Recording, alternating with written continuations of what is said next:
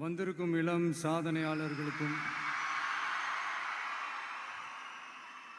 அவங்களுடைய பெற்றோர்களுக்கும் தமிழக வெற்றி கழகத்தினுடைய தோழர்களுக்கும் என் நெஞ்சில் குடியிருக்கும் நண்பா நண்பிகள் உங்கள் அனைவருக்கும் மீண்டும் என்னுடைய பணிவான வணக்கங்கள். நான் இன்றைக்கி எதுவும் பேச வேணான்னு தான் நினச்சேன். பட் ஒரு முக்கியமான ஒரு விஷயத்தை பற்றி இன்றைக்கி நான் பேசலைன்னா அது அவ்வளோ கரெக்டாக இருக்காதுன்னு எனக்கு தோணுச்சு. அதான் அது என்னவா இருக்குன்றது நீங்களே கெஸ் பண்ணியிருப்பீங்க. எஸ், நீட்டை பற்றி தான்.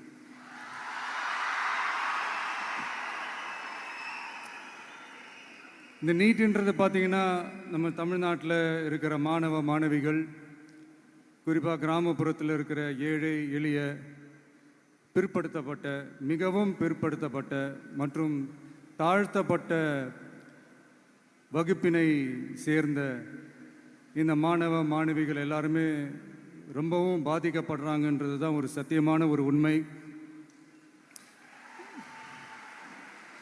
இந்த நீட்டை பற்றி ஒரு பிரச்சனையாக நான் பார்க்குறது என்னென்னா, ஒன்று இந்த நீட் இந்த மாநில உரிமைகளுக்கு எதிரானதாக இருக்குது.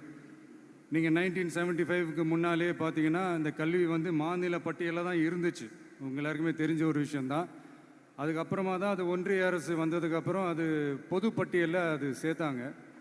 எனக்கு தெரிஞ்சு அதுதான் ஒரு முதல் பிரச்சனையாக ஒன்று ஸ்டார்ட் ஆச்சு. ரெண்டாவது பார்த்தீங்கன்னா, ஒரே நாடு, ஒரே பாடத்திட்டங்கள், ஒரே தேர்வு. இது பேசிக்காகவே அந்த கல்வி கற்கும் அந்த நோக்கத்திற்கே ஒரு எதிரான ஒரு விஷயமாக நான் அதை பார்க்குறேன்.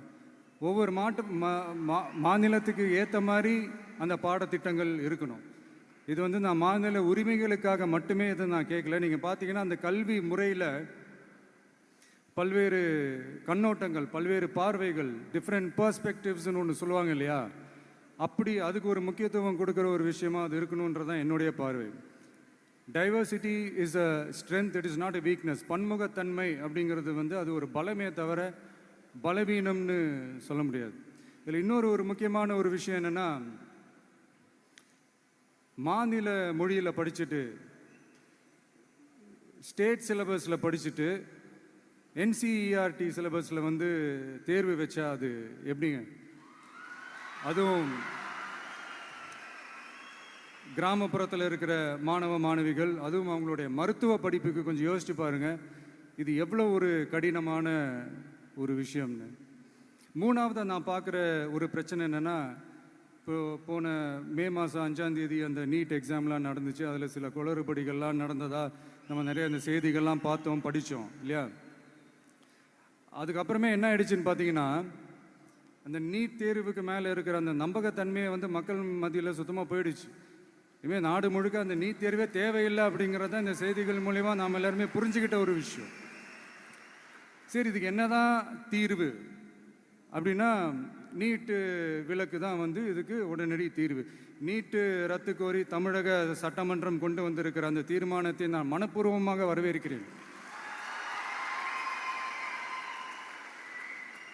இதுக்கு அந்த ஒன்றிய அரசு அந்த காலதாமதம்லாம் எதுவும் செய்யாமல் தமிழ்நாட்டு மக்கள் அவங்களுடைய உணர்வுகளுக்கு மதிப்பு கொடுத்து இதை சீக்கிரமாகவே இதை சால்வ் பண்ணணும் அப்படின்றதான் இங்கே நான் கேட்டுக்கிறேன். சரி, ஓகே, இதுக்கு நிரந்தர தீர்வு தான் என்ன அப்படின்னா, அந்த கல்வி பொது பட்டியலேருந்து மாநில பட்டியலுக்கு கொண்டு வரணும். ஒருவேளை அதில் ஏதாவது சிக்கல்கள் இருக்குது அப்படின்னா ஒரு இடைக்கால தீர்வாக இந்த இந்திய அரசியலமைப்பு சட்டத்தை திருத்தி ஒரு ஸ்பெஷல் கன்கரண்ட் லிஸ்ட், சிறப்பு பொது பட்டியல் அப்படின்னு ஒன்று உருவாக்கி அதில் கல்வி மற்றும் சுகாதாரத்தை அதில் சேர்க்கணும்.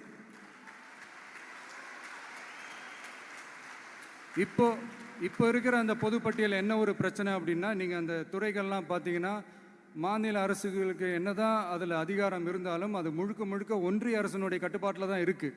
அதனால் மாநில அரசுகளுக்கு அந்த முழு சுதந்திரத்தை அது தரப்பட வேண்டும் அப்படின்றதான் இங்கே என்னுடைய தாழ்மையான ஒரு வேண்டுகோள். ஒன்றிய அரசு அவங்களுடைய கட்டுப்பாட்டில் இருக்கிற ஒரு சில இந்த மெடிக்கல் காலேஜஸ்லாம் இருக்குல்ல, எய்ம்ஸ், ஜிப்மர், பிஜிஐ, இந்த மாதிரி நிறுவனங்களுக்கு வேணால் அவங்க அந்த நீட் எக்ஸாம் நடத்தணும்னா நடத்திக்கலாம். பட் இங்கே வந்து அந்த பிரச்சனை என்னன்னா, இது வந்து என்னுடைய ஒரு சஜஷன் தாங்க. இது நடக்குமா, உடனே நடக்காதுன்னு எனக்கு தெரியும். அப்படியே நடந்தாலும் அதை நடக்க விட மாட்டாங்கன்னு எனக்கு தெரியும். ஸோ அதனால் இந்த சந்தர்ப்பத்தில் என்னுடைய சஜஷனை வந்து உங்ககிட்ட அதை நான் பகிர்ந்துக்கணும்னு ஆசைப்பட்டேன். இதுதான் என்னுடைய தனிப்பட்ட ஒரு கருத்து நீட்டை பற்றி. ஸோ மற்றபடி வேறு ஒன்றும் இல்லை. வந்திருக்கிற என்னுடைய friends, learning is fun, education is celebration. ஜாலியாக படிங்க, ஸ்ட்ரெஸ் எல்லாம் எடுத்துக்காதீங்க. இந்த உலகம் ரொம்ப பெருசு, ரொம்ப ரொம்ப பெருசு.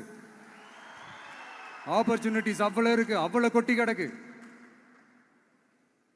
அதனால் ஏதாவது 1-2 மிஸ் பண்ணாலும் எதுவும் ஃபீல் பண்ணிடாதீங்க. அப்படின்னா கடவுள் வந்து இன்னொரு ஒரு பெரிய ஆப்பர்ச்சுனிட்டி உங்களுக்காக வச்சுட்டு காத்துக்கிட்டு இருக்கிறாருன்னு அர்த்தம். அது என்னன்னு தேடி கண்டுபிடிங்க.